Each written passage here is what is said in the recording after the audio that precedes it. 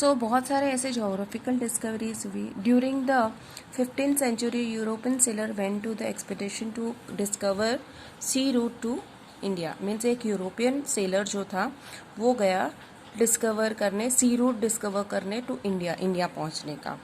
अब देखो कौन से है. देखो in 1487 AD Bartolome Dias, a Portuguese sailor, began his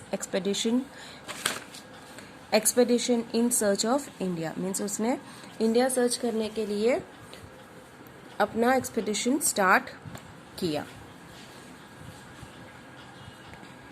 but reach the tip of African continent. लेकिन वो कहाँ पहुँचा? अफ्रीकन कॉन्टिनेंट के टिप पर पहुँचा. Which was now known as the Cape of Good Hope. जो अभी हम लोग उसको केप ऑफ गुड होप कहते हैं. तो वो वहाँ पे पहुँचा. अब एक दूसरा एक गया था Christopher Columbus. In 1492 AD Christopher Columbus set on his journey to India by sailing towards west but reach on the eastern coast of continent of America. अभी ये क्रिस्टोफर कोलंबस भी इंडिया रूट ढूंढने गया था जो वेस्ट में था, लेकिन ये पहुंच गया east coast of continent of America पहुंच गया. अब in 1498 AD Portuguese sailor Vasco da Gama manage to sail past the Cape of Good Hope and reach the Indian coast in Calicut. यानी जो वास्को डी गामा जो था वो cap of Good hope को पास करने में सक्सेस हो गया और वहाँ से वो इंडियन कोस्ट के कैलिकट जो अभी वहाँ पहुँचा. तो ये थे जोग्राफिकल डिस्कवरीज. कुछ ऐसे ज़्यादा ये नहीं है लेकिन और भी होंगे.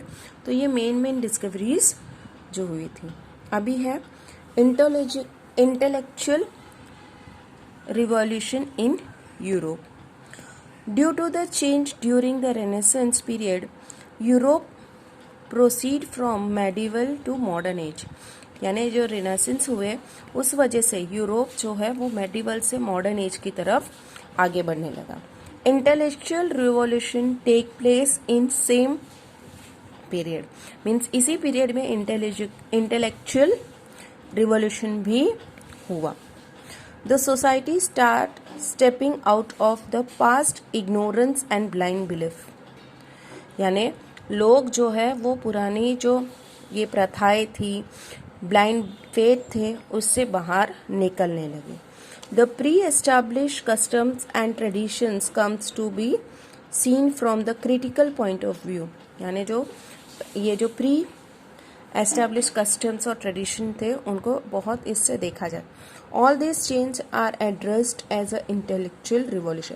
तो इस तरह के जो चेंजेस होने लगे उस चेंजेस को इंटेलेक्चुअल रिवॉल्यूशन के तौर पे माना जाने लगा. Which gave the further momentum of scientific discoveries in Europe. जो आगे की साइंटिफिक डिस्कवरी के लिए बहुत हेल्पफुल रहे. Revolution in political spheres. In the early stage of beginning of the modern period in Europe, many political changes took place. यानी early stage जो modern period का था उसमें पॉलिटिकल चेंजेस बहुत सारे हुए. Due to the various revolutionary events during the 18th as well as the 19th century, this period is known as the Age of Revolution. Means बहुत सारे ऐसे रिवोल्यूशनरी इवेंट हुए 18th एंड 19th सेंचुरी के बीच में, इसीलिए ये जो period था पर्टिकुलर उसे एज ऑफ रिवोल्यूशन माना जाने लगा. During this period there was a development of parliamentary discovery in England. Means इसी पीरियड के दौरान पार्लियामेंट्री डेमोक्रेसी हुई in the England. There was change in the forms of cabinet system. Means जो cabinet system में change हुए. The Bill of Right 1689 laid limitation on the power of the king. Means एक bill बनाया गया जिसका जो 1689 ये दिया गया था, उसमें जो किंग के जो पावर थे उसके ऊपर कुछ लिमिटेशंस ला दे गए। The sovereignty of the parliament was establish, और सोवर्जिनेटी ऑफ पार्लियामेंट एस्टैब्लिश हुए। तो इस तरह के पॉलिटिकल चेंज आए। अभी अमेरिकन वॉर ऑफ इंडिपेंडेंस, ये यूरोप अब है। With the background of the revolutionary development in Europe, it is equally important to think out about the American War of Independence. Means जिस तरह हमने यूरोप के इसके बारे में पढ़ा, डेवलपमेंट और रिवोल्यूशनरी डेवलपमेंट के बारे में, उसी तरह इक्वली इम्पोर्टेंट है कि अमेरिकन वॉर ऑफ इंडिपेंडेंस के बारे में जानना। With the discovery of America, the European country turn their attention towards this continent. अभी डिस्कवरी हुई थी, मैंने बोला था जो कोलंबस जो था वो इंडिया डिस्कवर करने गया था, लेकिन अमेरिका डिस्कवर करके आया। तो बताइए डिस्कवरी जो अमेरिका की हुई थी, तो यूरोपियन कंट्रीज ने अपना पूरा ध्यान उनकी तरफ कर दिया, उस continent. The imperialist European countries to control of different region of America, यानी जो इम्पेरियलिस्ट यूरोपियन कंट्रीज थी उन्होंने उस अमेरिका पे अपना पूरा कंट्रोल ले लिया। एंड एस्टैब्लिश देयर कॉलोनी, और उन्होंने अपनी कॉलोनीज वहां पे बसाई। England establish the 13 colonies on the east coast of America, यानी इंग्लैंड के कितने एटलीस्ट 13 कॉलोनीज बनाई अमेरिका में। कहाँ पे? Eastern coast of America. Initially England had nominal dominations over these countries, means उनका कुछ ज़्यादा डोमिनेट नहीं था, थोड़ा बहुत ही, but later parliament laid oppressive restriction and tax on this, लेकिन बाद में पार्लियामेंट ने उनके ऊपर बहुत ज़्यादा रिस्ट्रिक्शंस और टैक्स बर्डन डालने लगे। So on the American colonies the people in the American revolts against it, यानी अमेरिकन के लोगों ने इसके अगेंस्ट रिवॉल्ट किया। England declare war to separate this colony, अभी इंग्लैंड ने वॉर करना शुरू, तो इनको अलग करने के लिए। American colonies organised the army under the leadership of the George Washington and finally won against the England.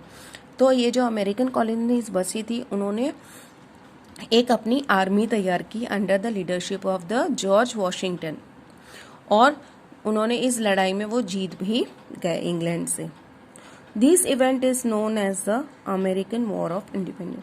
ये जो इवेंट हुआ था, इस इवेंट को ही कहा जाता है American War of Independence. The new nation known as the United State of America, जो नया नेशन जो उसे यूएसए यानी यूनाइटेड स्टेट ऑफ अमेरिका कहा जाने लगा।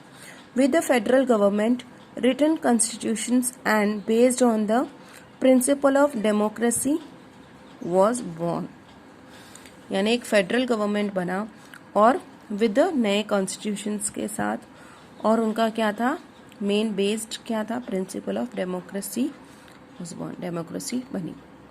उसके बाद है फ्रेंच रेवोल्यूशन।